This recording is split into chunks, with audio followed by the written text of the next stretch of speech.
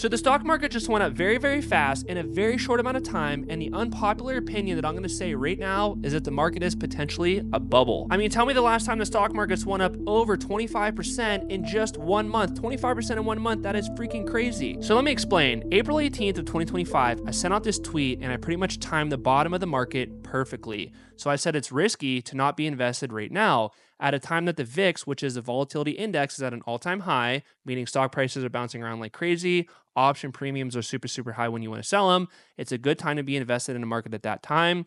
And at a time that valuations are now more reasonable because some stocks fell over 20%, so now they're cheaper. And at a time that peak fear is priced into the market, at a time that peak bearishness is priced into the market, this is the time to start deploying risk capital and planning out the next 5 years of your portfolio. So my question to you is simply this. Did you buy the dip in the stock market when the VIX was high, when everybody was freaking out, when the tariff war was supposed to totally wipe out the entire global economy, when stagflation was going to run high, when the economy was going to completely crash? Were you buying when everybody was freaking out on X, freaking out on YouTube, freaking out on Instagram, just freaking out everywhere? Did you buy? And if you did buy, good for you. But if you're debating buying into the market right now, unfortunately, I have some pretty bad news for you. So one of the hands down best ways to understand why the stock market either went up or down or individual companies, you need to understand this chart right here. So this chart is going to show you on the blue bars what the earnings per share of the companies are expected to do going forward in the S&P 500. So that's net earnings revisions index. The red line is going to be net revenue revisions index, which we'll get into that in just a second, and why that is actually much worse than the earnings index. So as I said like 600 times on this channel, and we're going to make it 601 times right now because it's so important to understand this dynamic of earnings and what the stock price does. So typically in the long run, the stock price on a percent basis is going to follow what the earnings growth does on a percent basis. So typically speaking, if earnings per share goes up by 100%, expect the stock to do a similar move in that same time period. But if earnings per share happens to go down, expect the stock to go down too. So going back to this chart, you can see the blue line corresponds to the net earnings, which is the earnings per share. They are being revised down for the quarters going forward.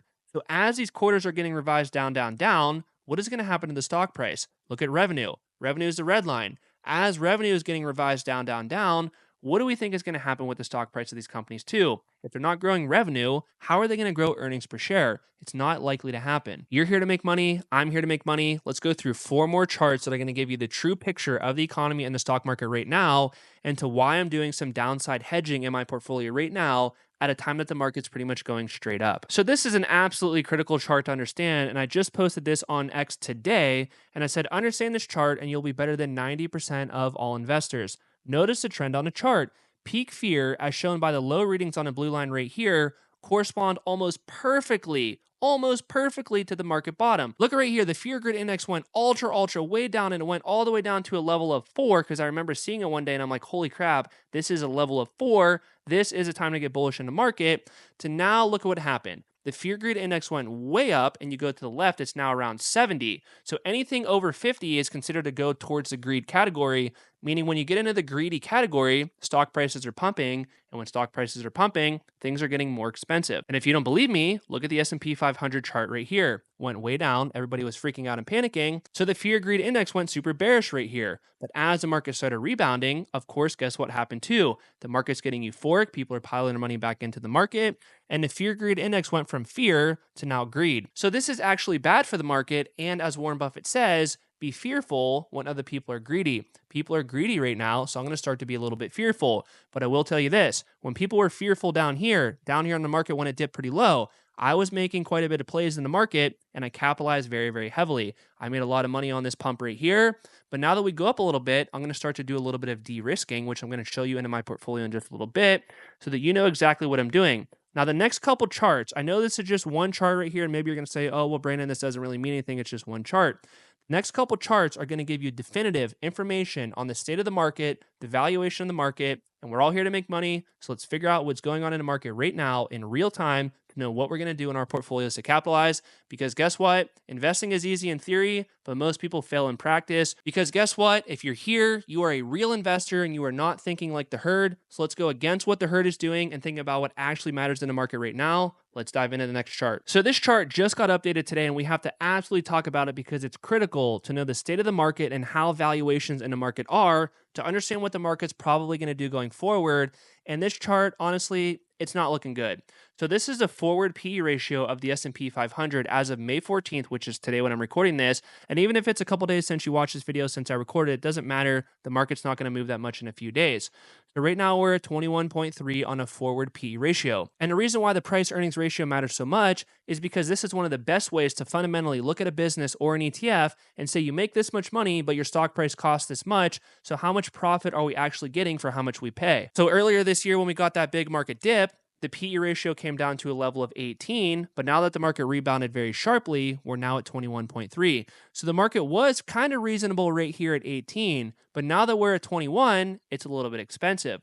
And I know a lot of people are saying like, oh, we're still not back at all-time highs, and I get it. But what if when we were at all-time highs in the stock market, it was maybe 20% overvalued, then the market fell 20% and now it's at intrinsic value, but now it went back up 15%, so now we're 15% overvalued. Most people don't look at the stock market that way, and honestly, it blows my mind. It's like just because it was at all-time highs, it doesn't mean it has to go back to all-time highs right away. It might just mean that all-time highs were just blown out of proportion, to be honest with you, and it might just be expensive at that all-time high level. And if we look to the left on a chart and go all the way back to 1985, you could see the PE ratio was literally 9, and right now we're 21, so over double what the PE ratio was back then. I get it, there was other factors in the market like higher interest rates back then that pushed the PE ratios down, but it's still not enough to move the needle that much to justify a 9 PE ratio versus a 21 PE ratio.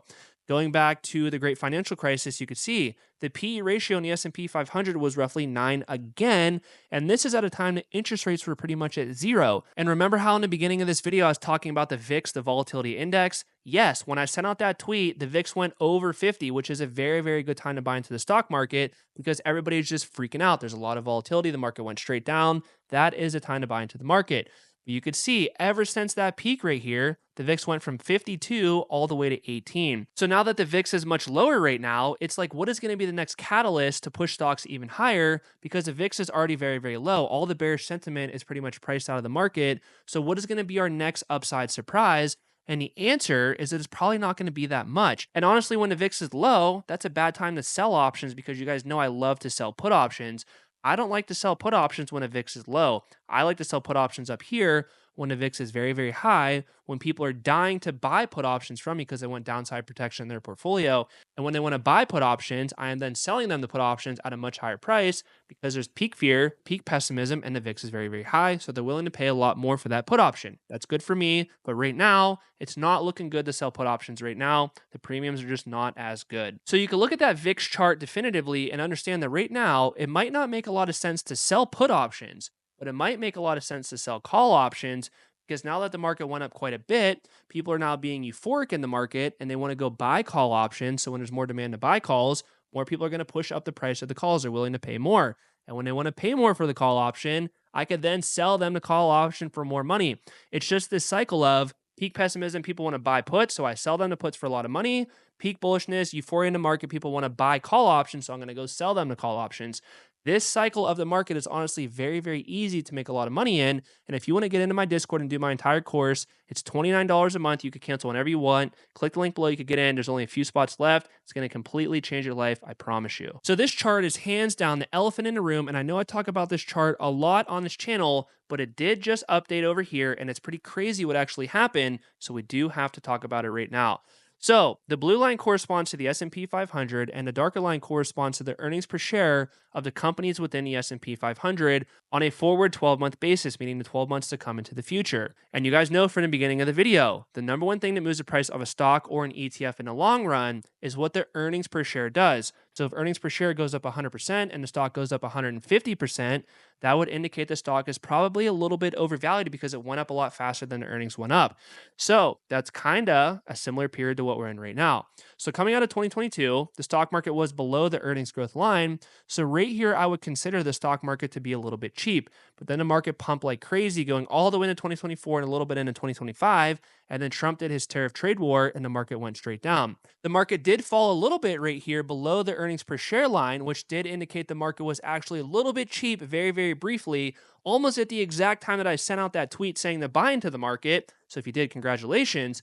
But now the market did a very sharp rebound, and now it's quite a bit higher than what the actual earnings per share line is. So this distance from the tip of my cursor right here to right here, this is a distance that the market is overvalued. Now, if we go all the way to the left, that'll tell us what the S&P 500 should be trading at right now, which is roughly 5,124 bucks per share, which is roughly a 10 to 15% drop from the levels that we're at right now. So the point that I'm getting at is this, and you're like, how do I make money off this, Brandon? I get it. We all want to make money, but I just have to explain this so that you understand it. Right now, yes, the market is definitively a little bit overvalued. If you have a 20-year time horizon, yeah, you go buy into the S&P 500, you're going to do very, very well.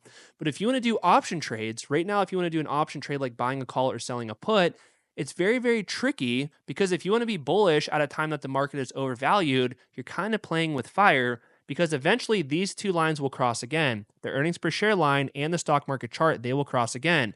So whether earnings per share goes way up or the stock market falls, which usually it's the combination of both of them, which happened right here, that's going to cause these lines to overlap again. And that means the stock market is going to go down. But the big question mark is going to be, when is that going to happen? When is the market going to go back down to the earnings per share growth line? And to give you the simple answer, nobody on planet Earth knows the exact timing. But I will tell you this, it is a matter of time, but at the time that the market is overvalued, this is a time to want to sell calls in the market because you have euphoric energy in the market. People are buying calls, meaning there's more demand for calls, meaning call premiums are going up. So when call premiums go up, you can then sell that call for more money. And you're doing this all at a time that you feel like the market is a little bit overvalued. So if you sell that cover call and we think the market might take a breather or go down a little bit, it's very unlikely that that covered call is going to go into the money. So you're just going to be collecting that consistent cash flow month after month after month by selling these covered calls. It's honestly very, very good if you do it correctly. Will most people do it correctly? The answer is 100% no. But if you do it correctly when the market's overvalued and you sell calls right here and you buy puts right here, you will do very, very well. And then if you buy calls right here and you sell puts right here, I even sold some puts right here. And like I said, I made a lot of money doing it. You just have to be very, very careful because the market only fell a little bit right here. It was definitely not as undervalued in this period right here, but it was compelling to sell some puts on some companies that were definitely undervalued right here. I like it. I did some trades, made a lot of money. It's looking good. So the moral of the story is this. As things get more expensive, as we get more distance away from the earnings per share growth line, this is a time to get more conservative in your portfolio and don't do as many bullish plays and maybe trim some of your exposure that you have to stocks or leverage. But a time like this right here, as the market gets undervalued, this is a time to add risk, do more leverage plays because you could capitalize on the move that's probably going to come. So when the market was down here, I capitalized on more bullish plays. But now that the market's up here and a little bit expensive, I am doing less bullish plays and more bearish plays. I'm not saying I'm shorting the market. I'm not saying I think the market's going to completely crash. I'm just saying from a statistical standpoint, the market right now is a little bit expensive and you have to be very, very careful. The next 50% move in the market, I could guarantee you it's going to be up, not down. And trust me, I have millions of dollars invested in the stock market right now, so we're all in this together. I'm bullish on America in the long run. I'm bullish on a lot of these companies in the tech and AI sector. You guys know I talk about that a lot. But right now, valuations are truly a little bit expensive. I'm not flip-flopping right now. I'm just laying it to you raw. Yes, I have a bunch of money in the market. I have my base portfolio. I have a bunch of shares. I have sold puts. I have some sold calls. But you have to do this very conservatively because in the next 20-year time period as an investor, you are going to experience time periods that came out of left field that you were not expecting that are probably going to wipe you out if you're not being careful when the market's expensive right here. And you're going to wish, looking backwards, that you took on a little bit more risk in a time period right here when everybody's freaking out and selling their stocks and calling for the world to end. So I'm going to wrap it up right there. And again, if you want to get in Discord and do my course for 29 bucks a month, you could come in for 1 month and cancel. Do whatever you want to do. I'm just so confident that the value you're going to get in Discord, you're going to want to stay in there for the long run. It's going to completely change your life. I promise you. Click link below. I'll see you guys there.